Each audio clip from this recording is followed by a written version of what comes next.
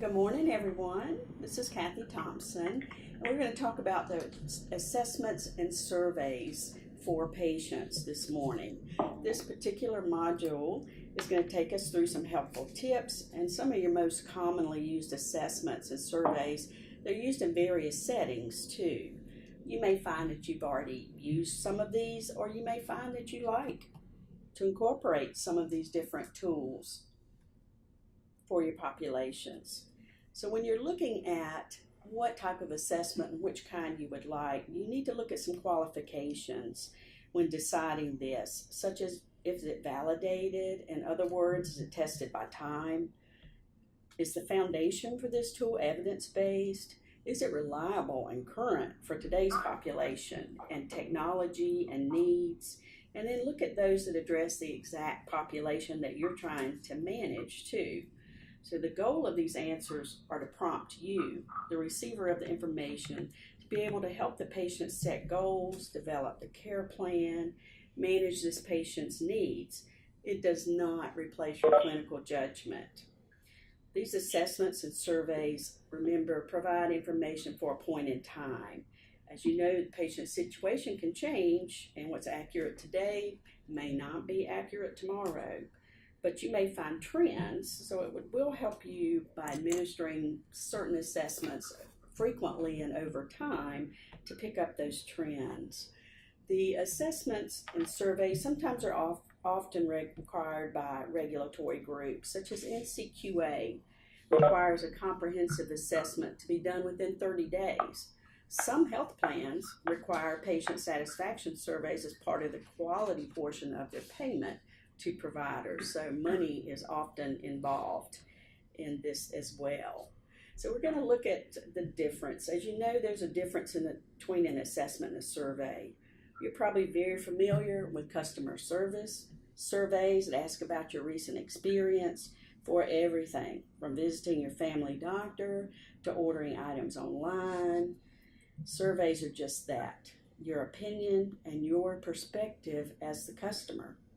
Assessments in healthcare are clinical markers. They're clinically based for the patient's current status and their past history. So remembering where the assessments fall in the care management process. After your referral, it's time for the comprehensive assessment. At this point in time, you will decide, well, which assessments do I need to include for each specific patient?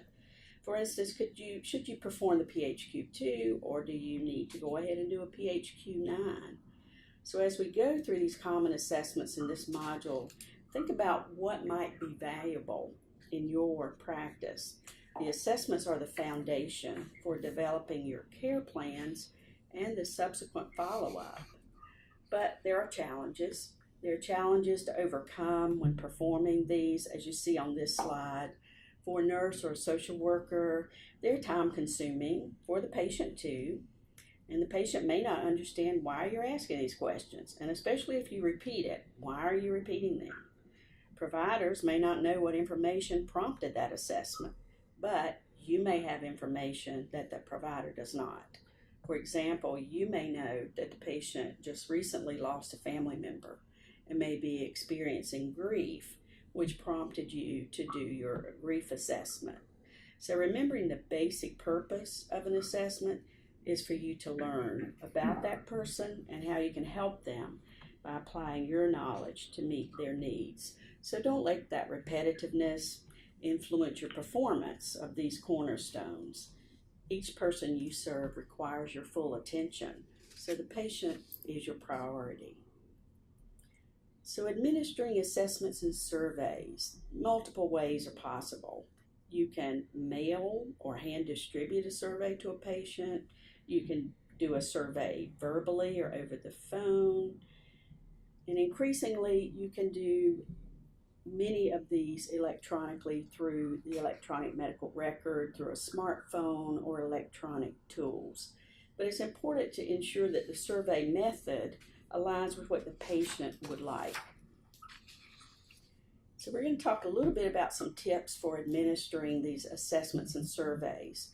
So a brief explanation might be helpful. For instance, saying completing this assessment will help me understand how to best help you with your care. I want to make sure your care is tailored, especially for you and your needs. And then having the patient select the answer closest to what they believe. There are no right or wrong answers to survey questions. It's just their answers. And don't provide an interpretation. And have them just try to answer to the best of your abilities with the information that you have. And then for time, particularly for some folks, make sure that they don't feel rushed. Take all the time you need. Tell them you're here to help them, and you can come back to that question if you need to. Now let's take a look at some commonly used assessments and what's the appropriate setting for them. We'll start with the patient activation, which is your PAM score. So in a nutshell, the patient activation measure indicates the patient's attitude, their willingness, their abilities to manage their own health, and it was developed by Judith Hibbard of the University of Oregon and consists of 22 items that gauge the patient's knowledge, their skills, and confidence essential to manage their health. It's appropriate to use this in a variety of settings. It segments the consumers into one of 4 progressively higher activation levels, and each level addresses certain behaviors. For instance, level 1, as the lowest activation level, has questions regarding understanding meds and their understanding of their options for their condition. What treatment options are there? The lower the score, the more extra care and support this patient will need. And the lower the score, the poorer your outcomes will be with increased ED visits, increased inpatient admissions, and resulting increased cost. But no gain is wasted effort, no matter how small. If you just raise the PAM score by 1 point, you may have prevented an ED visit and provided better medication adherence. Now we're going to look at 2 inpatient assessments that address that most dangerous time for patients, and that is transitioning from acute care to home. The first one is the BOOST tool that you may be familiar with, which was developed by the Society of Hospital Medicine.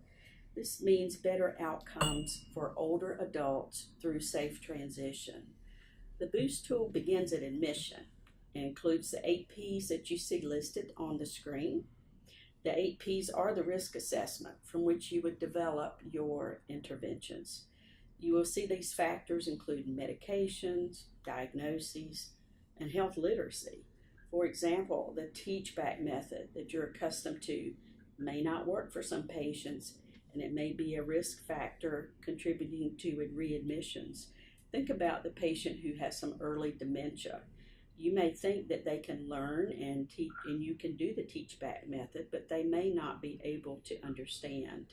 So you'll have to change your tactics there and change to a better intervention for that patient and family. The objectives for this initiative is to reduce that 30-day readmission rate, improve patient satisfaction and their HCAHPS scores, improve information flow between the inpatient outpatient providers and between providers and patients. The next tool we're going to talk about is the LACE score, and you may be familiar with this from the inpatient setting.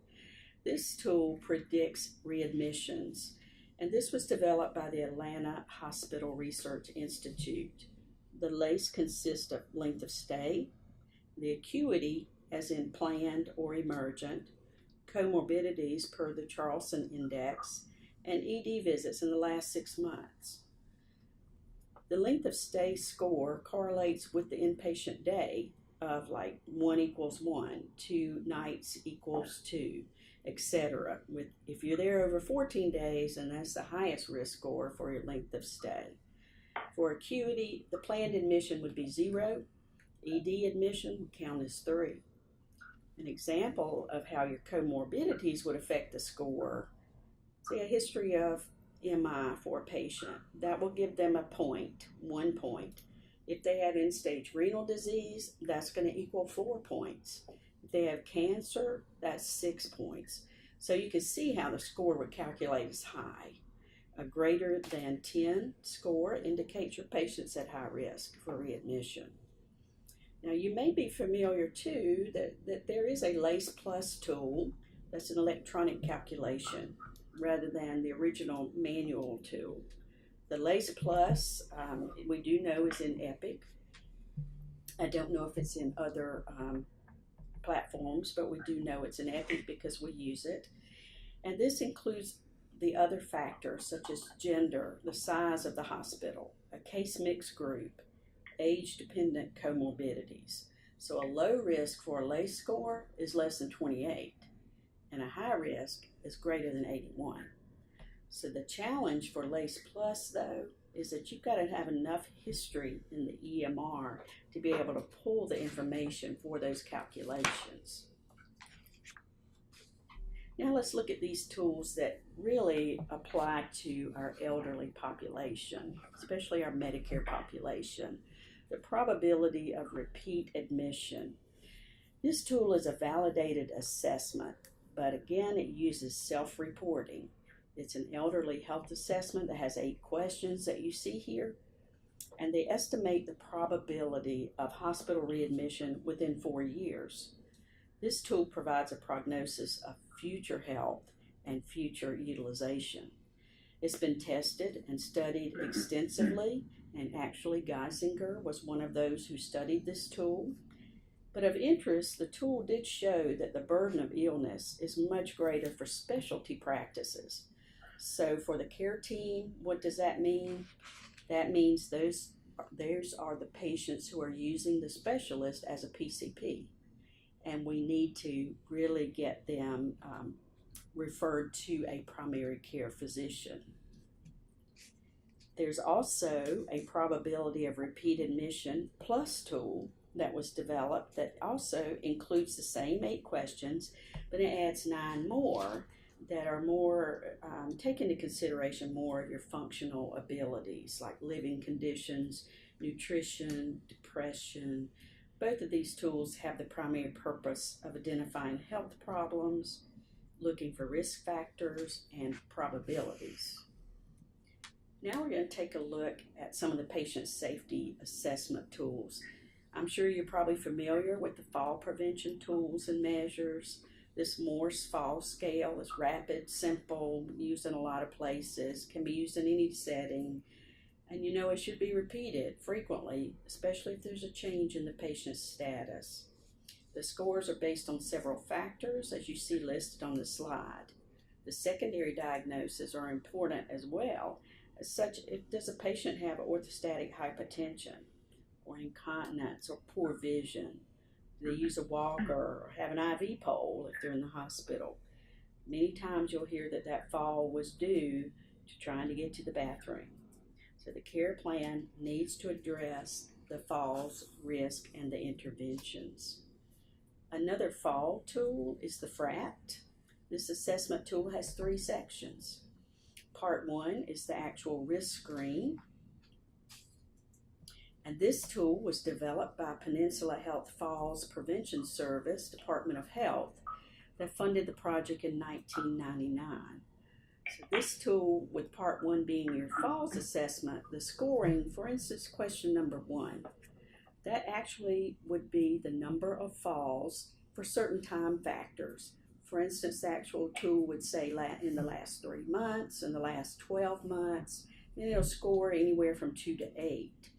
For your at-risk meds, the scoring equals the number of meds from 1 to 4, with it being 4 being the highest, so if you're over 4, that's 4 points. For psych factors, the scoring considers the diagnosis of anxiety, depression, insight, and judgment, and again scores 1 to 4. The last question that you see here, the cognitive status, actually refers to a finding from the abbreviated mental test score. So with the FRAT, a high score is 16 to 20. Part 2 of this score is really the risk factor checklist and refers mostly to your functional status: vision, mobility, transfers, behaviors. Part 3 is an action plan. That's where you have your problem list with specific and your individualized interventions. Now we're going to look at 2 assessments for functional status that can be also, again, used in multiple settings. You may be familiar with this CATS Index of Independence in ADLs. This tool actually is used a lot in rehabs and assisted living and home care services, and it applies to basic activities only. These are not complex functions. It is a simplistic tool.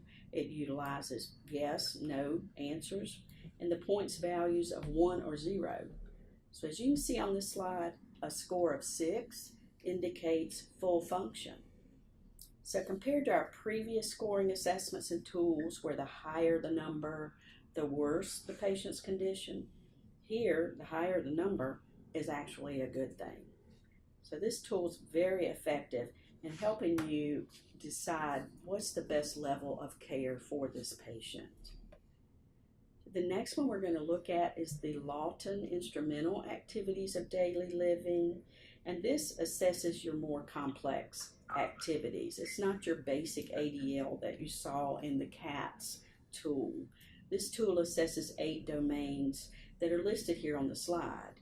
And for example, the use of the telephone, that will score 0 if they don't use a phone at all, and score a 1 if the patient can use a phone.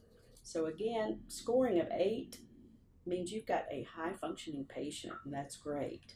So these tools can be used for your baseline, and then repeat for any improvements or deterioration of function over time. For example, you have a high functioning patient, and the next time you see them, they can't write their name. Then you know something has happened, and that's a complex task that they're not able to do anymore. Many times you find in dementia patients that they can't balance their checkbooks anymore, and their finances are all mixed up, and that's a key to the family that something has changed. Okay, so let's take a look at cognitive assessments. The mini mental status evaluation. This one consists of a 30-point questionnaire, and again used for older adults. And the tool assesses domains of attention, language, memory, orientation, and visual spatial proficiency. The test takes at least 10 minutes and probably longer depending upon the patient.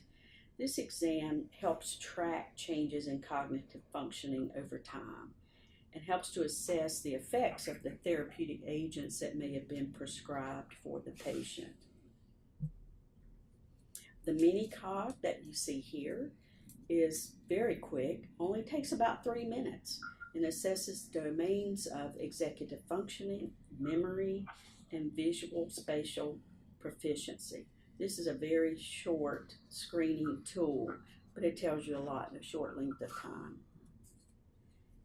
Now we're going to look at 2 screenings that are for depression screening tools, and these can be administered in any setting. Your PHQ-2, Patient Health Questionnaire 2, is a very quick tool also, but this serves only as a starting point. As you see on the slide, the scoring can be 0 to 6 points. The tool is self-reported and inquires about the frequency of depressed mood over the past 2 weeks.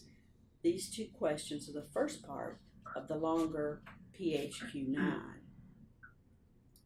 So your Patient Health Questionnaire 9 is the longer version, and again, self-reported. This tool can be used in any setting as well. However, the findings must be verified by a clinician.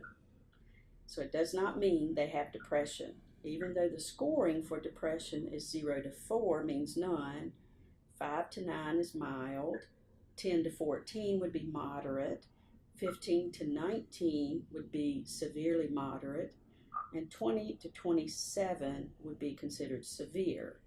And the last question that you see may also offer insight into whether they have any suicidal ideations. But again, this is a screening tool, And no matter what the score is, it must be validated by a clinician as to what's really going on with the patient. So the next tool we're going to look at is for the older adults. This is an age-appropriate screening tool for geriatrics. This tool is for use in the home with older adults to measure depression. And it's a 30-item questionnaire long form, but it does have a 15-item short form that you see here. The answers are simple, yes and no, and gives a pretty good idea about the patient's susceptibility to depression. A scoring of greater than 5 suggests they may have depression. The 30-item screen includes the original 15 plus 15 more that includes questions such as, do you have trouble concentrating? And is your mind as clear as it used to be?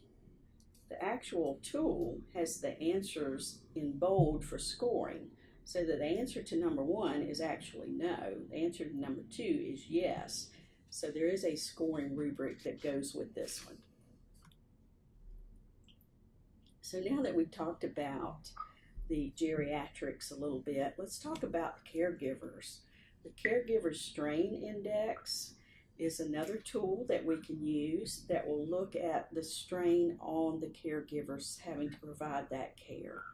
This tool consists of 13 questions, and again, these are yes and no answers. The goal is to identify caregivers who may be experiencing problems such as depression, grief, and fatigue. This is an important factor that affects the outcome of the patients because due to the caregiver strain, the patient may not have all of their needs met and the patient may need to be institutionalized prematurely. An example of a program for caregivers is the REACH program of the Rosalind Carter Institute, which serves caregivers of Alzheimer's patients through grant programs. The program's purpose is to support the caregiver in lessening that strain, such as by helping them learn to cope and increasing their support systems. We actually have used this index many times, and we were a participant of this REACH program. The Caregiver Strain Index is a tool that quickly identifies their concerns. It asks 5 domains: physical health. It will ask questions such as, are you required to lift? And are you having decreased sleep? What's the physical effect on that caregiver? And then the family finances, which probably are in jeopardy as well with medical bills. And then the time demands. It would ask questions such as, are the family schedules altered now? And employment. Have they had to adjust their work schedules? And is that caregiver even have the ability to continue working anymore? And then it also talks about social interactions, because many times these caregivers have to turn down social events because they cannot leave their loved one. So positive responses to 7 or more of these items on this index indicates a greater level of strain. So once you identify that, it's appropriate for you to get your social worker involved and get other resources in the home. There may be community-based services available, such as the Alzheimer's Association. They do have respite care. Cancer Society has some respite care, so that's what you would want to do for the people who score high on this strain, caregiver strain. Okay, pain assessment. When you need one, this is probably the most commonly used, and I think probably everyone in every room has knowledge of this. So we'll move on to the CAGE assessment. We do use this CAGE assessment too. This is for alcohol abuse, and it has a 4-item non-confrontational questionnaire to detect some alcoholism. This one takes less than a minute to administer, easy to learn, remember, and replicate. And we do use this throughout our comprehensive assessments. And what it does for you is opens that dialogue. Now we've looked at a few specific assessment tools, but there are many tools available that address just about any topic affecting the health care of an individual. So as a care team member, your role is to know what type of assessments are needed, when to administer them, to be able to give that complete picture of the patient and their needs. Now we're going to talk a little bit about patient satisfaction surveys. The purpose of this survey is to get feedback from the patient on their experience. So what better way to demonstrate that that patient had high quality care? What better way to find out what needs improvement in your processes and care of the patient? These types of surveys have been around a long time and are embedded just about anywhere there's a customer and a provider of service relationship. Okay, including the government, value-based purchasing and patient satisfaction. So you know CMS has the value-based purchasing program that started back in 2012. And what they do is withhold a portion of the regular payment to providers and then pays back that portion relative to that quality performance. So patient satisfaction is a key component, and these are publicly reported so anyone can see the results. And I'm sure you're very familiar with the next patient satisfaction survey, which are your HCAHPS, Consumer Assessment of Healthcare Providers. This is your gold standard for satisfaction surveys and was developed by the Agency for Healthcare Research and Quality. They're venue specific and they're utilized on where that patient received the services. And again, that's public information. So you've seen that there are multiple tools that are evidence-based, validated, and it'll give you a sense of where the patient is and what the needs are in order to develop the care plan that's patient-centered and includes specific and measurable goals. It's your decision as to which tools you find the most valuable for your organization. So I encourage you to search and look for as many tools that you think would be applicable for your group.